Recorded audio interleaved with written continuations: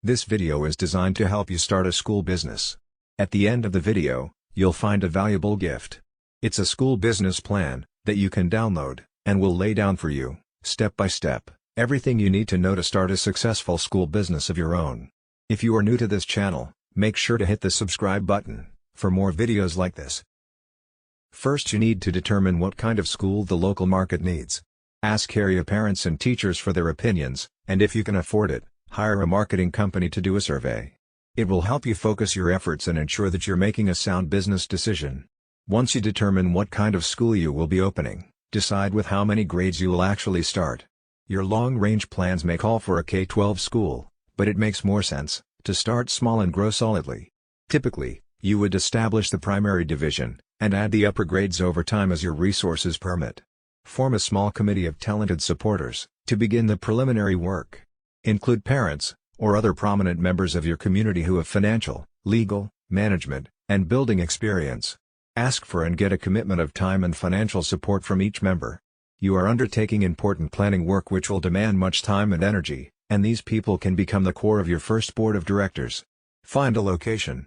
Locate a facility to house the school, or develop building plans if you will be creating your own facility from scratch. Only be aware that building your school will be immensely more expensive and time-consuming than working with an already existing building. At the same time, think carefully before you leap at acquiring that wonderful old mansion, or vacant office space. Schools require good locations for many reasons, not the least of which is safety. Older buildings can be money pits. Instead, investigate modular buildings which will be greener as well. File incorporation papers with your Secretary of State. The lawyer on your committee should be able to handle this for you. There are costs associated with the filing, but being on the committee, your lawyer may ideally donate their legal services to the cause. This is a critical step in your long-term fundraising. People will give money much more readily to a legal entity, or institution as opposed to a person. If you have already decided to establish your own proprietary school, you will be on your own when it comes to raising money. Develop a budget.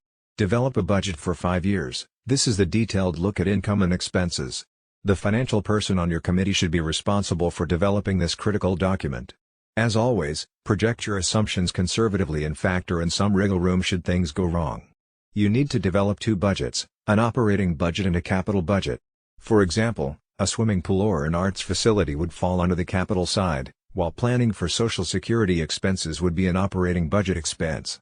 Seek expert advice. Choose key staff members. Identify your head of school and your business manager. To do that, conduct your search as widely as possible. Write job descriptions for these, and all your other staff and faculty positions. You will be looking for self-starters who enjoy building something from scratch. Once IRS approvals are in place, hire the head and the business manager. It will be up to you to provide them with the stability and focus of a steady job to get your school open. They will need to provide their expertise to ensure an opening on time. Solicit contributions. Secure your initial funding, donors, and subscriptions. Plan your campaign carefully, so that you can build momentum, yet are able to keep pace with actual funding needs. Appoint a dynamic leader from your planning group to ensure the success of these initial efforts. Bake sales and car washes are not going to yield the large amount of capital that you will need. On the other hand, well-planned appeals to foundations and local philanthropists will pay off.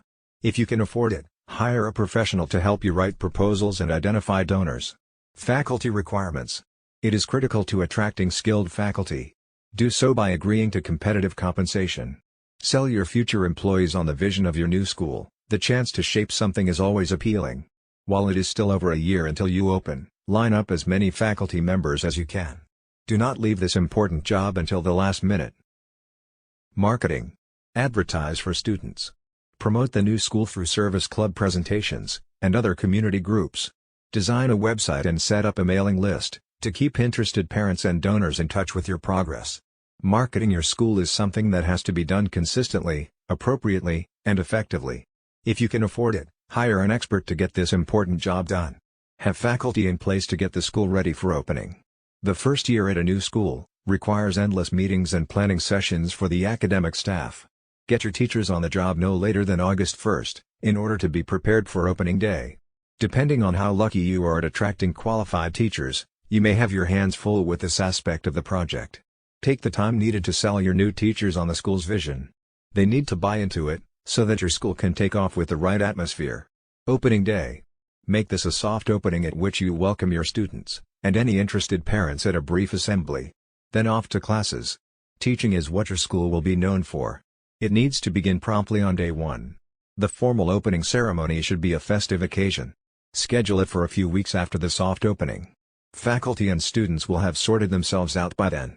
In this way, a feeling of community will be apparent, and the public impression which your new school will make will be a positive one. Be sure to invite local, regional, and state leaders.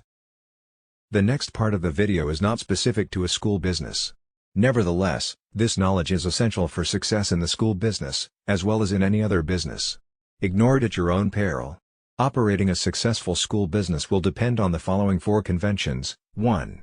A practical plan, with a solid foundation. 2. Dedication, and willingness to sacrifice, to reach your goal. 3. Technical skills. 4. Basic knowledge of management, finance, record keeping and market analysis. As a new owner, you will need to master these skills and techniques if your business is to be successful. Finding a niche.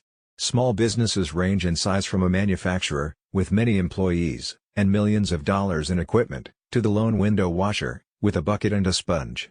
Obviously, the knowledge and skills, required for these two extremes, are far apart, but for success they have one thing in common. Each has found a business niche, and is filling it. The most critical problems you will face, in your early planning, will be to find your niche, and determine the feasibility of your idea. Get into the right business at the right time, is very good advice, but following that advice may be difficult. Many entrepreneurs plunge into a business venture, so blinded by the dream, that they fail to thoroughly evaluate its potential. Is your business idea feasible? Before you invest time, effort, and money, the following exercise will help you separate sound ideas from those bearing a high potential for failure. Identify and briefly describe the business you plan to start. Identify the product or service you plan to sell. Answering yes to any of the following 3 questions means you are on the right track. A negative answer to all of them means the road ahead could be rough. 1. Does your product or service satisfy an unfilled need? 2. Will your product or service serve an existing market in which demand exceeds supply? 3. Will your product or service be competitive based on its quality, selection, price, or location? Market analysis. For a small business to be successful, the owner must know the market. To learn the market, you must analyze it, a process that takes time and effort. You don't have to be a trained statistician to analyze the marketplace, nor does the analysis have to be costly. Analyzing the market is a way to gather facts about potential customers, and to determine the demand for your product or service. The more information you gather, the greater your chances of capturing a segment of the market. Know the market before investing your time and money in any business venture. The following questions will help you collect the information necessary to analyze your market, and determine if your product or service will sell. This brief exercise will give you a good idea of the kind of market planning you need to do.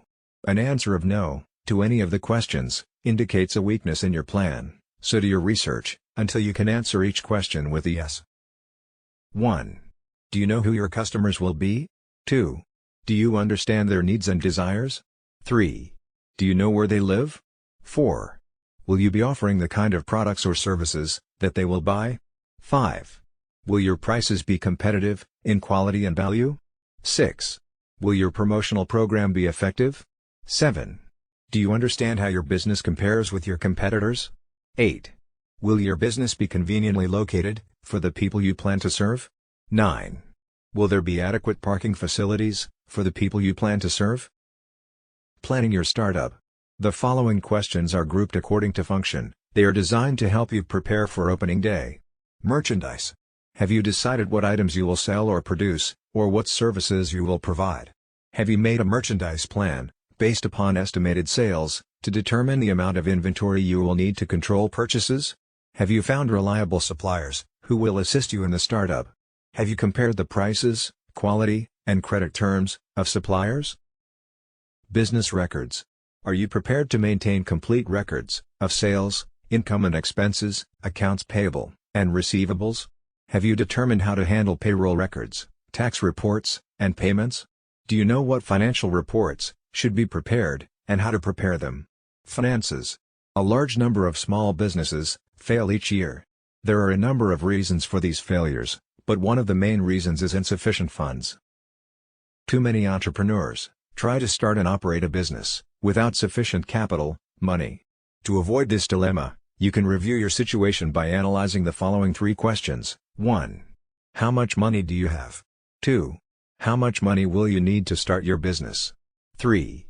How much money will you need to stay in business? In order to answer the second question, how much money will you need to start your business? You need to prepare an estimate of all your startup costs. Here is a list of items you may need to take into account. Note that this list is for a retail business. Items will vary for service, construction, manufacturing or online firms. Decorating and remodeling, fixtures and equipment, installing fixtures and equipment, services and supplies, beginning inventory cost, legal, professional fees, licenses and permits, telephone utility deposits, insurance, signs, advertising for opening, unanticipated expenses. Now, the answer to the third question, how much money will you need to stay in business? Must be divided into 2 parts, immediate costs, and future costs. From the moment the door to your new business opens, a certain amount of income may come in. However, this income should not be projected in your operating expenses. You will need enough money available to cover costs for at least the first 3 months of operation. The following list will help you project your operating expenses on a monthly basis. Typical expenses for 1 month may include your living costs, employee wages, rent, advertising, supplies, utilities, insurance, taxes, maintenance, delivery, transportation, miscellaneous. Now sum up the total estimated monthly expenses and multiply it by 3. This is the amount of cash you will need to cover operating expenses for 3 months. Deposit this amount in a savings account before opening your business. Use it only for those purposes listed in the above list, because this money will ensure that you will be able to continue in business during the crucial early stages. By adding the total startup costs to the total expenses for 3 months, you can learn what the estimated costs will be to start and operate your business for 3 months. By subtracting the totals of the lists from the cash available, you can determine the amount of additional financing you may need, if any. Now you will need to estimate your operating expenses for the first year after startup. The first step in determining your annual expenses is to estimate your sales volume, month by month. Next, determine the cost of sales. You may want to use a spreadsheet to do this. After startup, the primary source of revenue in your business will be from sales, but your sales will vary from month to month because of seasonal patterns and other factors. It is important to determine if your monthly sales will produce enough income to pay each month's bills. An estimated cash flow projection will show if the monthly cash balance is going to be subject to such factors as the following: failure to recognize seasonal trends, excessive cash taken from the business for living expenses, too rapid expansion, and slow collection of accounts if credit is extended to customers. Conclusion: if you have carefully answered all the questions in this video, you have seriously thought about your goal. However, there may be some things you may feel you need to know more about. Owning and running a school business is a continuous learning process. Research your idea, and do as much as you can, yourself, but don't hesitate to seek help from people who can tell you what you need to know. As we conclude this video, it's time you get your free school business plan gift. Go to the description below this video to get it now. It is completely free, no strings attached. Thanks for watching. If you enjoyed this video, please like and hit the subscribe button for more videos like this.